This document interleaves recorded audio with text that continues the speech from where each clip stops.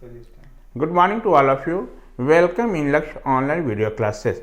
इससे previous class में हम लोग आपको बेसिक जो एलिमेंट को एसी सप्लाई देके हम उसके बिहेवियर के बारे में जाने थे। उस केस में हम जब एसी अप्लाई किए थे इंडिविजुअल एलिमेंट में, जैसे रजिस्टर, इंडक्टर, कैपेसिटर में, तो उस केस में हम हर एक जो एलिमेंट का इम्पीडेंस का वैल्यू निकाले थे, हर एक में कितना आरएमएस करंट फ्लो करेगा, कितना हमारा मैक्सिमम करंट का वैल्यू होगा, क्या इंस्टेंटेनियस हमारा करंट का एक्सप्रेशन होगा, पावर फैक्टर का वैल्यू क्या होगा, एक्टिव पावर का वैल्यू क्या होगा, रिएक्टिव पावर का वैल्यू क्या होगा, ये सारी चीज़ हम लोग डिस्कस किए थे पिछले क्लास में। आपको एक टेबल भी बना के दिए थे। यदि कहीं आप फॉर्मूला भूल जा रहे हैं तो उस टेबल को एक बार देख लेंगे। तो आज के सेशन में हम लोग इस पर बेस्ड न्यूमेरिकल सॉल्व करने जा रहे हैं। क्वेश्चन हमारा इस प्रकार है, हम बोर्ड पर दो क्वेश्चन लिख के आपको रखे हुए हैं। एक क्वेश्चन आपका लेफ्ट साइड है, दूसरा क्वेश्चन हमारा राइट साइड में है। सबसे पहले क्वेश्चन की हम बात करते हैं तो लेफ्ट साइड वाले की क्वेश्चन को हम डिस्कस करने जा रहे हैं। ये क्वेश्चन क्या है, हमारा ध्यान से सुनेंगे।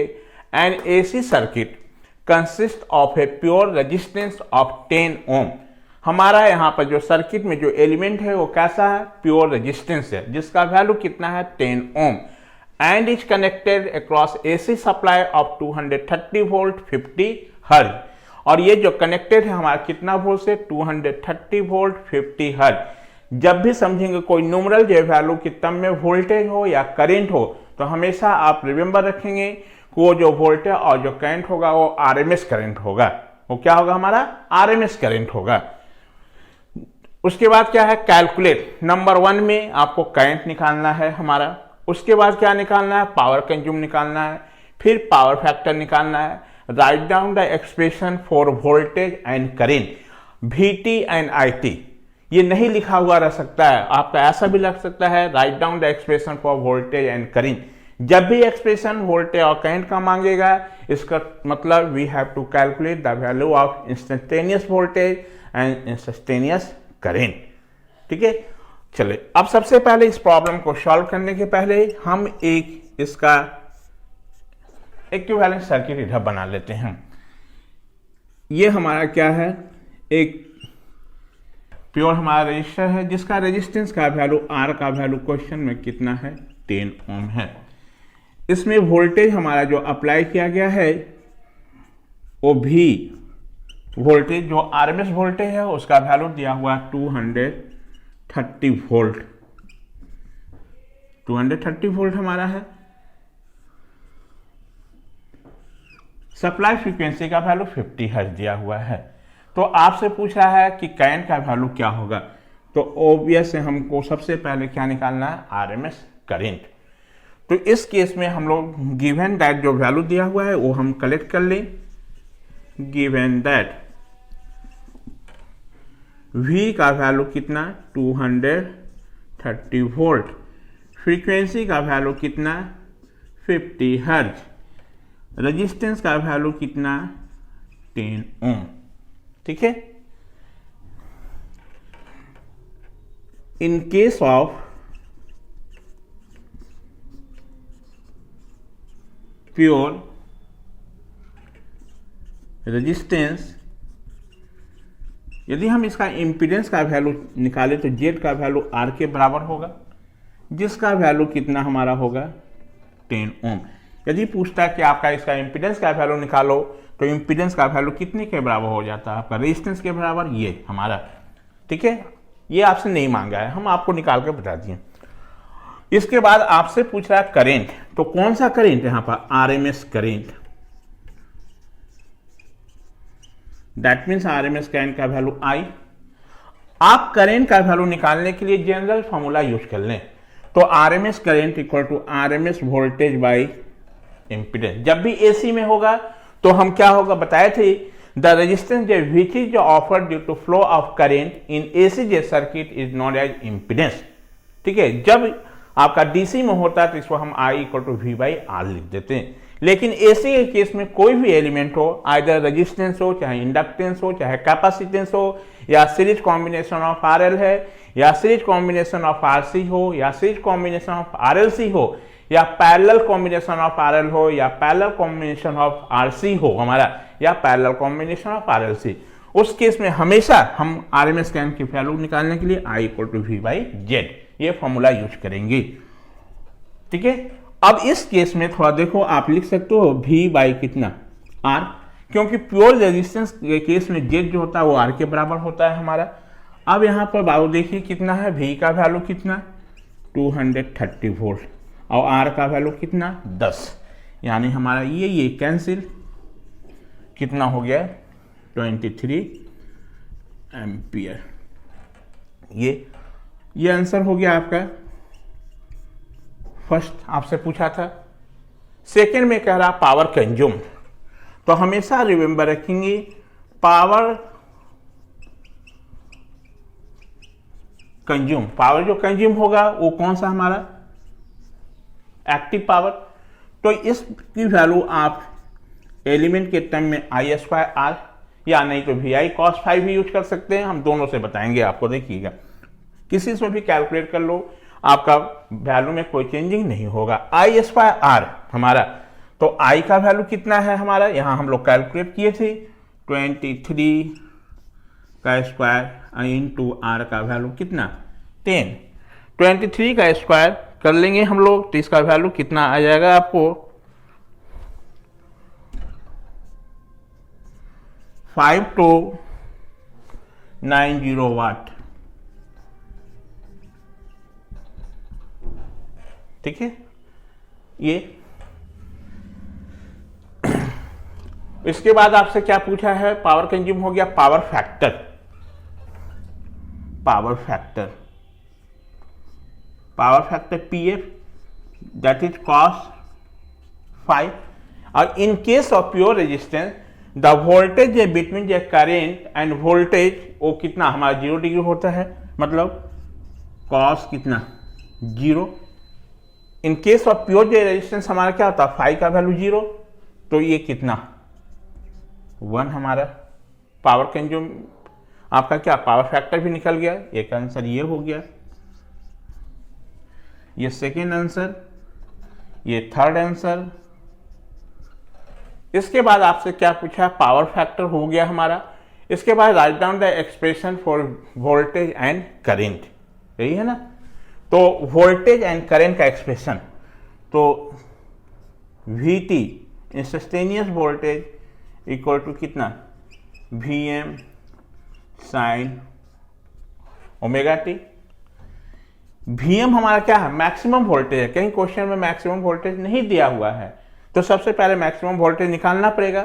तो आपको याद करो कि आपको बताया थे कि Vrms is equal to Vm by कितना √2, तो Vm का वैल्यू कितना √2 टाइम्स Vrms, तो ये कितना √2 टाइम्स Vrms।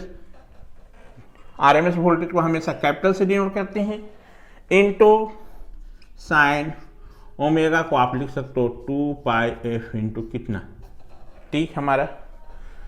यहाँ से VT का एक्सप्रेशन जो होगा वो कितना V का वैल्यू दिया हुआ है आपको 230 √2 साइन 2 पाई का वैल्यू 3.14, F का वैल्यू 50 इंटू टी।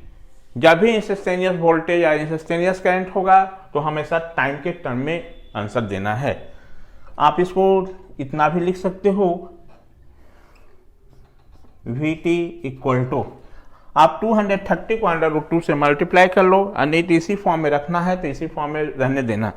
तो ये मल्टीप्लाई करके हम लिख रहे हैं, तो इसका वैल्यू आ जाता है आपको 230 √2 का वैल्यू आ जाता है आपको 325.27 साइन, और इसका वैल्यू थोड़ा देखो 50 दूनी 100 यानी 314t। ये आपका फोर्थ आंसर। ठीक है, फिफ्थ में क्या है आपका करंट का एक्सप्रेशन है। तो करंट का एक्सप्रेशन क्या होगा हमारा, IT पूछ रहा है, तो IT का वैल्यू क्योंकि पता है आपका प्योर रेजिस्टेंस के केस में वोल्टेज और करंट सेम ही फेज में होता है, और इस केस में IT का एक्सप्रेशन फॉर प्योर रेजिस्टेंस के लिए Im sin omega T. Maximum current हमको नहीं है पता है, हम तो RMS करंट निकाले हैं, तो इसको हम किस में RMS के टर्म में चेंज कर लें तो √2 into RMS current I into sine 2 pi f into t. That means IT is equal to √2 into I का value 23 √2 sine 2 3.14 into 50 into t. ये इसकी वैल्यू को आप सॉल्व कर लो तो इसकी वैल्यू आ जाता है 32.52 आपका आ जाएगा साइन 314 टी। ये IT की वैल्यू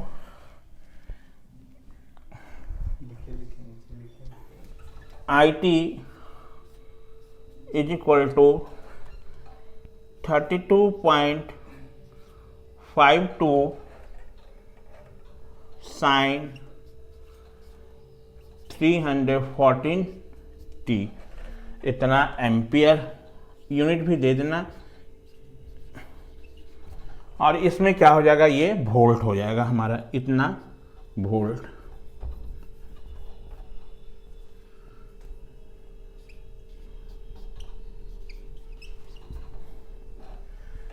ये हमारा इस हो गया इसका। आप इस पावर कंज्यूम की वैल्यू को आप ऐसे भी निकाल सकते हो VI cos phi, ठीक है। और cos phi का वैल्यू कितना है 1, यानी V इंटू आई, और V का वैल्यू थोड़ा देखिए तो 230, और I का वैल्यू कितना है 23। 230 को 23 से मल्टीप्लाई करोगे तो देखो यही आएगा हमारा, ठीक है। तो आप उस तरह से भी कैलकुलेट कर सकते हो।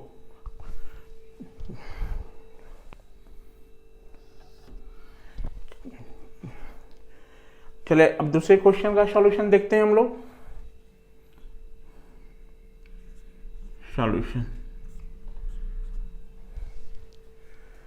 ये क्या बोल रहा है, an inductive coil having negligible resistance of 0.1 henry inductance is connected across 230 volt 50 hertz supply.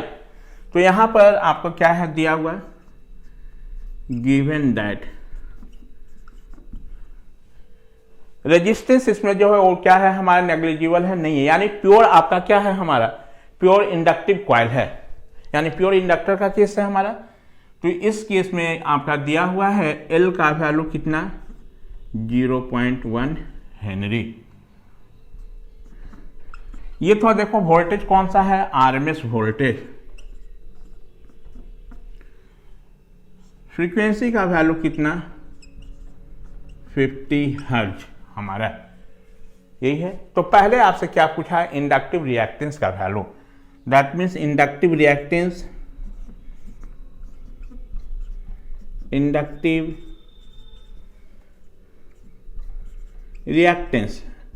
जिसको हम एक्सेल से डिनोट किए थे, और इसका वैल्यू क्या था ओमेगा इंटू एल।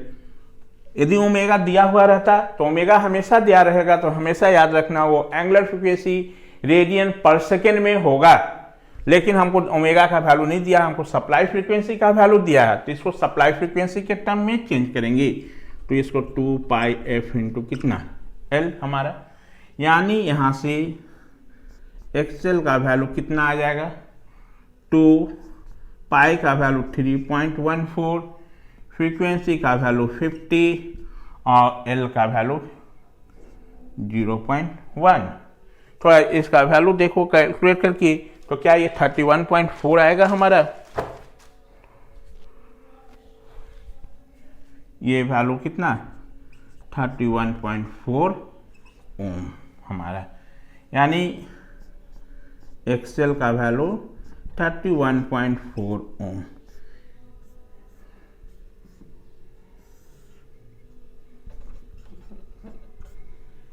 इतना हमारा, क्योंकि इंडक्टिव रिएक्टेंस का यूनिट ओम होता था।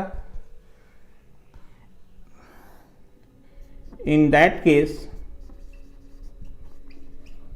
यदि हमारा इम्पीडेंस का वैल्यू पूछता है तो प्योर इंडक्टर के केस में इम्पीडेंस का वैल्यू जेड का जो वैल्यू होता है वो एक्सएल के बराबर होता है हमारा, और इस एक्सएल का वैल्यू कितना है 31.4 ओम। यहाँ आपसे नहीं पूछा है, यदि मान लो पूछता तो यही हो जाता। उसके बाद RMS value of current, RMS current that means RMS current जब भी होगा करेंट आरएमएस होगा तो कैपिटल लेटर से। तो इसका फॉर्मूला हम जनरल स्टैंडर्ड फॉर्मूला यूज कर लें, आई इक्वल टू कितना वी बाई जेड, और इस केस में जेड का वैल्यू कितने के बराबर एक्सएल के बराबर, और ये कितना 230 बाई 31.4, 230 डिवाइडेड बाई 31.4 करने पर इसका वैल्यू आता है 6.37 एम्पियर। एक आंसर ये हमारा। इसके बाद आपसे पूछा है क्या पावर, तो पावर कहने का मतलब पावर कंज्यूम, पावर जब भी पावर होगा तो कौन सा एक्टिव पावर, तो कितना V I cos phi. In case of pure inductor, क्योंकि ये प्योर इंडक्टर का केस है, प्योर इंडक्टर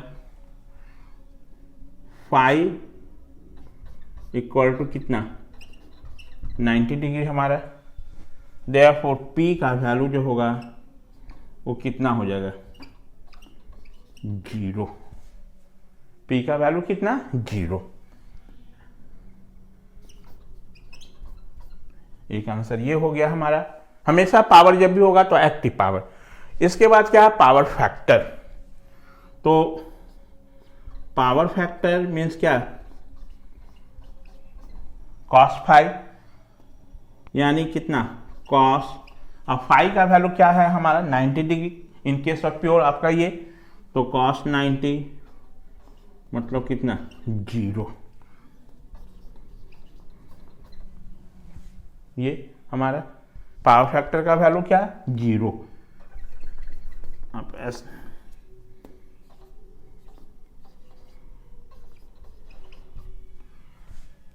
इसके बाद क्या है आपको right down the expression for voltage and current.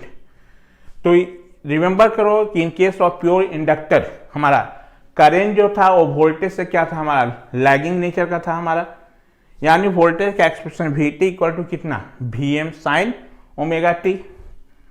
तो वी टी का एक्सप्रेशन कितना हो जाएगा यहां पर हमारा V T equal to V M, पहले आप इतना नोट डाउन कर ले।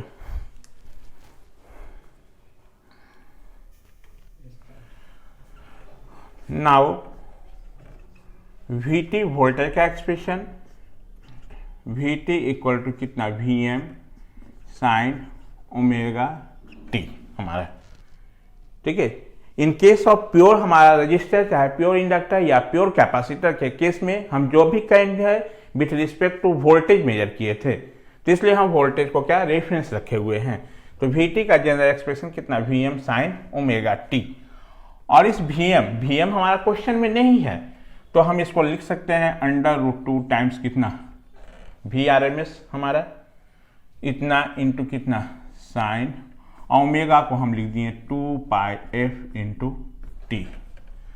अब यहां से वी टी का वैल्यू जो आ जाएगा वो कितना आएगा √2 1.414। आरएमएस वोल्टेज का value 230 volt, sine 2 3.14 50 into t, that means V T equal to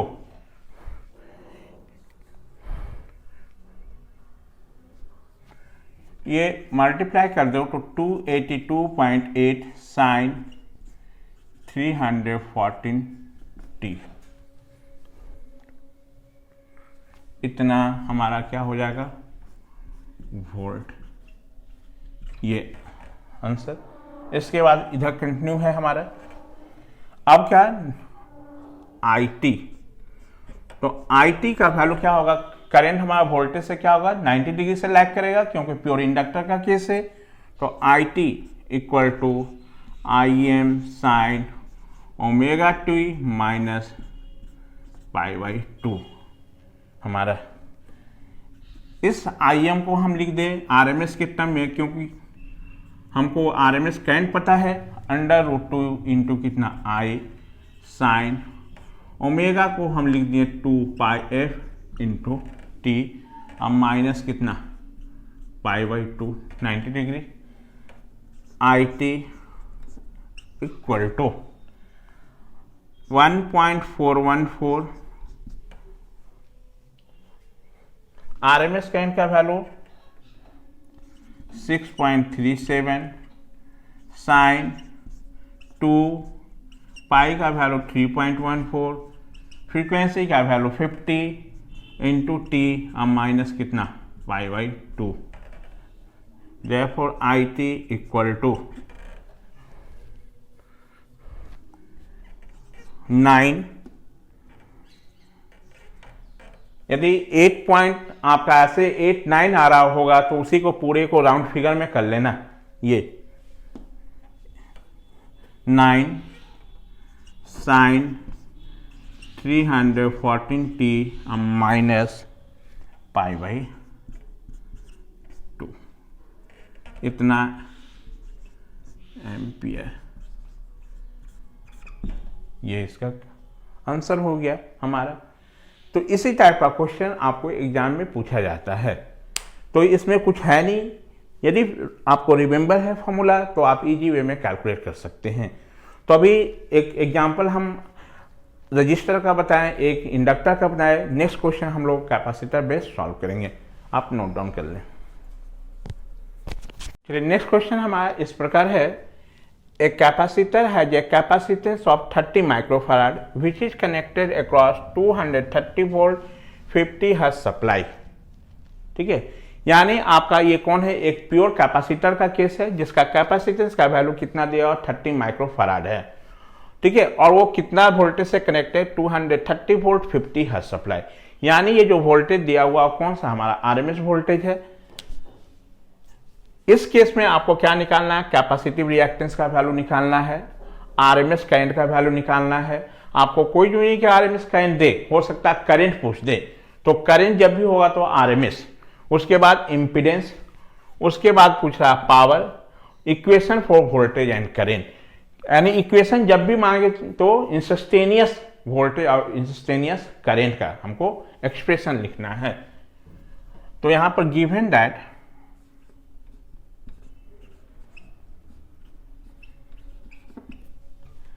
capacitance का वैल्यू कितना 30 माइक्रोफैराड, जिसका वैल्यू कितना हो जाएगा 30 इंटू 10⁻⁻⁶ हमारा फैराड। 1 माइक्रोफैराड का वैल्यू कितना होता है, 1 इंटू 10⁻⁶ के बराबर होता है। ये वोल्टेज भी 230 वोल्ट, फ्रीक्वेंसी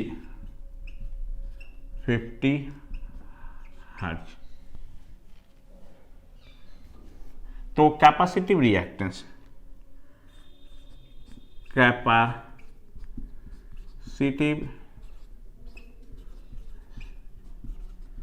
रिएक्टेंस जिसको हम लोग एक्सी से डिनोट किए थे, और इस एक्सी का वैल्यू कितना 1/ω_c। यदि ओमेगा दिया हुआ रहता तो इस फॉर्मूला को यूज कर लेते, और नहीं तो हमारा क्या हो 1/2πfc, ओमेगा को इतना। तो यहाँ पर वैल्यू पुट कर रहे हैं 1, 2, 3.14, फ्रीक्वेंसी 50, कैपेसिटर का वैल्यू जिस 30 इंटू 10⁻⁻⁶ हमारा। ये इस केस में XC का जो वैल्यू आ जाता है आपको सब्स्टिट्यूट करने पर इसका वैल्यू 106.15 आंसर। कैपेसिटिव रिएक्टेंस का भी यूनिट ओम था हमारा, इंडक्टिव रिएक्टेंस का भी यूनिट ओम था हमारा। इस केस में मान लो आपसे पूछ देता है कि इम्पीडेंस का वैल्यू निकालो, तो इन दैट केस जेड का वैल्यू कितने के बराबर, XC के बराबर हमारा 106 पॉइंट कितना 15 ओम हमारा, जो कि देखिए मांगे हुए हैं। इम्पीडेंस का वैल्यू आपसे पूछा, ये हमारा एक आंसर। उसके बाद पूछा आरएमएस करेंट, तो आरएमएस करेंट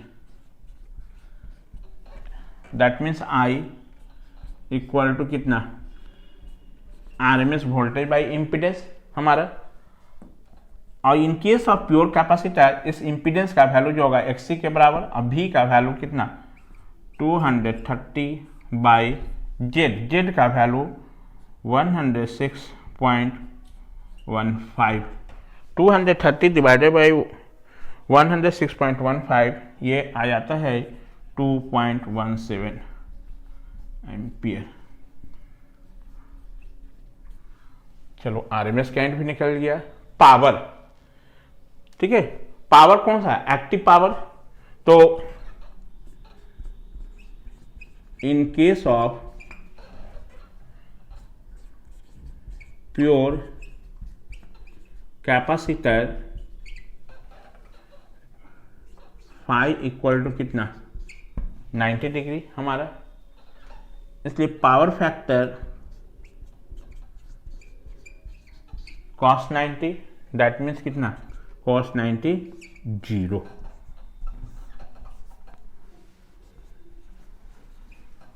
हमारा यदि पावर फैक्टर मांगता तो हमारा पावर फैक्टर का वैल्यू कितना होता है 0। अब हमसे मांगा पावर, इसलिए पावर का वैल्यू कितना, पावर बोलो या पावर कंज्यूम, तो हमेशा पावर कौन सा एक्टिव पावर VI cos 5 हमारा। तो V का वैल्यू हमको पता है 230, I का वैल्यू भी हमको पता है 2.17 cos 90 हमारा, और cos 90 का वैल्यू कितना 0, तो ये ओवरऑल कितना हो जाएगा 0। पावर फैक्टर का वैल्यू कितना हो गया 0 ये। अब इसके बाद आपसे क्या मांगा है, equation for voltage and current. तो in case of pure capacitor current जो है lead by voltage and angle कितना 90 डिग्री था हमारा, तो इस केस में हमारा कितना हो जाएगा, तो VT is equal to VM sine omega t. VM को आप लिख सकते हो √2 इंटू कितना V, क्योंकि मैक्सिमम वोल्टेज नहीं है पता, हमको RMS वोल्टेज है, इसलिए हम VM को RMS के टर्म में रिप्लेस कर दिए।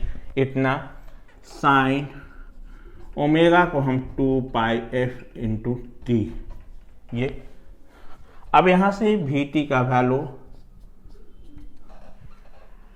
RMS वोल्टेज 230 √2 साइन 2 पाई का वैल्यू 3.14, f का वैल्यू 50 इंटू टी। VT इसको यदि हम लोग सॉल्व कर दें तो आपका ये कितना 230 √2 का वैल्यू आ जाता है आपको 325.27 साइन 314 टी, इतना वोल्ट आंसर हमारा। इसके बाद आपसे क्या पूछा है, वोल्टेज का एक्सप्रेशन, करंट का एक्सप्रेशन। नाउ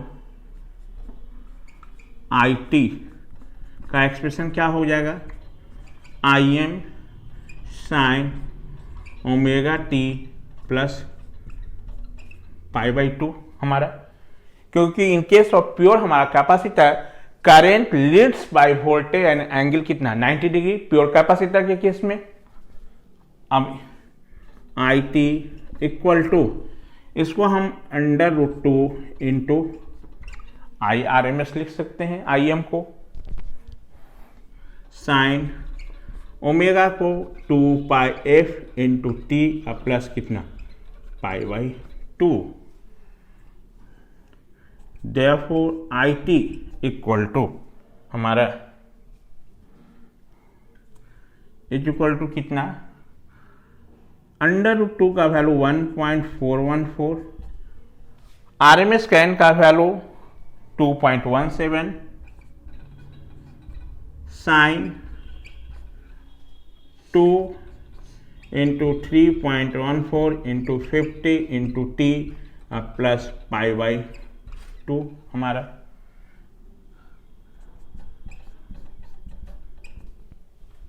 इसको हम लोग सॉल्व कर लें तो इसको सॉल्व करने पर ये वैल्यू 1.414 को 2.17 से तो 3.07, ठीक है। यदि राउंड फिगर में रखना होगा तो 3 ही रख लेना।